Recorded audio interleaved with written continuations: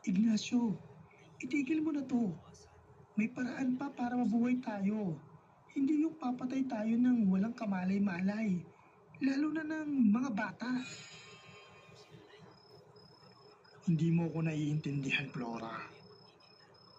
Nabubuhay akong tao ang kinakain ko. Anong gusto mong gawin ko? Ang mamatay ng dahil sa gutom?